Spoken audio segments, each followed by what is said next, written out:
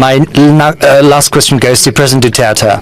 Mr. President, you have mentioned that the U.S. is your traditional ally.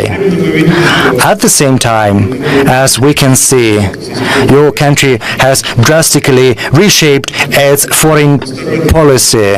It used to be unilaterally oriented towards the U.S., and right now your foreign policy is multilateral, multi-vector, and Russia holds an important place in that regard. You've also managed to improve and reinforce your relations with China. How did you do that?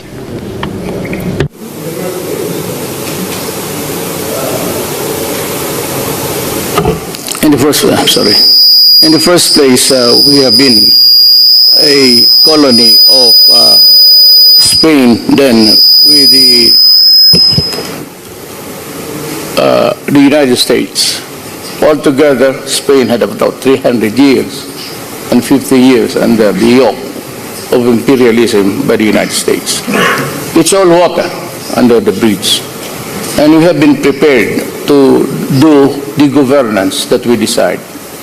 Over the years, I have seen that the foreign policy of the Philippines always tailored that of the United States. And we can hardly go to some, at that time, communist countries just to explore trade and commerce. It was looked upon by the American government as not a pleasant one, not a new development that would make them happy. And during my time, I was at a loss where to go. I didn't have contacts. I was not really expected to win the presidency. As a matter of fact, during the last week of the elections, I was in the number 4. But the week before the elections, my rating shot up to 32, and so I won by a landslide. Now I wanted something more than just what a new country can give us.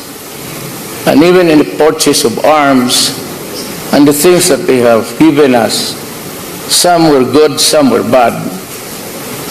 And products, air assets that were given to us were refurbished from NATO and given to us. And a week after, 3 of those we bought from them crashed, killing all my pilots and crew, 6 helicopters. And that was the time that I was also criticized heavily by the human rights of the United States Congress. And then, to my surprise, even the Human Rights Commission.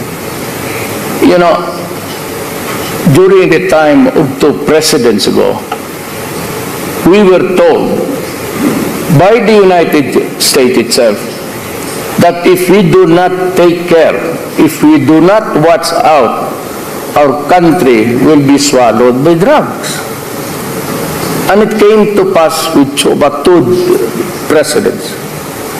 And we saw mayors, city mayors, and the chairman of the most basic unit of government, 50,000 into drugs. And when I took over, I found out that 9 generals were involved in the trafficking of drugs. I said, I'm not only fighting corruption from the inside of government. I was fighting corruption and the trafficking of drugs even in my government. And that is why I had to do something very fast. And now people say that my pronouncements actually encourage everybody to kill the drug lords and drug addicts. You know, frankly, I would be happy to if that things happen. And I enunciated the rule when I became president. And that was also the same rule when I was mayor for 21 years in a city. And I said that I'm going to build a comfortable city, a safe city, a city where you can walk. And I asked the police, ask your wife and children to walk the streets at night. If they come home unmolested, unbridled by worries, not victims of mugging and crimes, because there were so many addicts in the streets. And I said, I want that kind of environment. Then I proceeded. This I would pose to the entire community of the world. Is it wrong for a president to say that do not destroy my country, especially the children, because I will kill you? And that was my order to the armed forces and to the police. And right now, even as I fly here and go back, there are about, again, 2 generals who are still playing with trap. And I said, well, I told you, do not destroy my country because it is being flooded with drugs.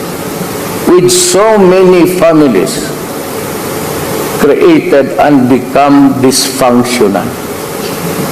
You only have to have one addict in the family and the entire family collapses, becomes a socially disorganized unit.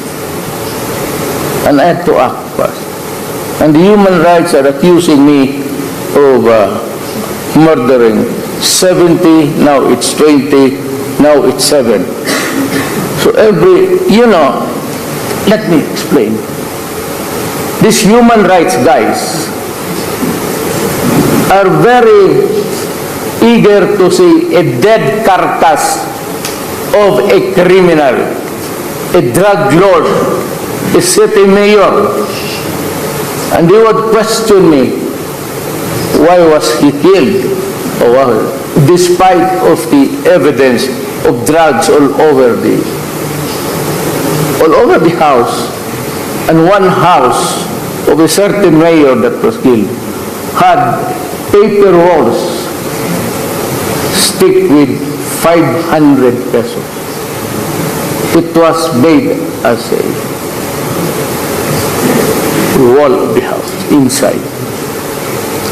And so I said, well, I warned you, do not do it, because I will kill you.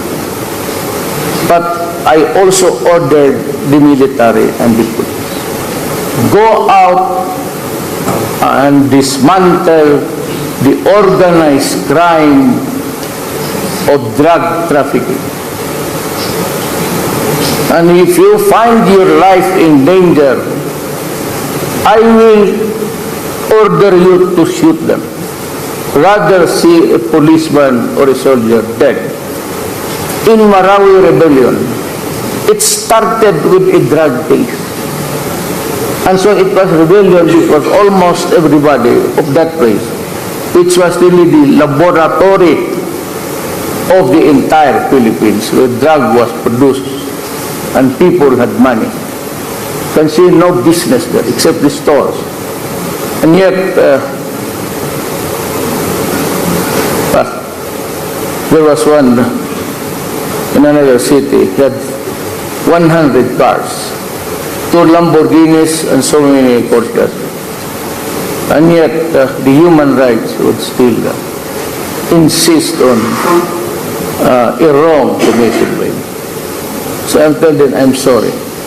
But if there is something, I told you dismantle. And if in the process you kill.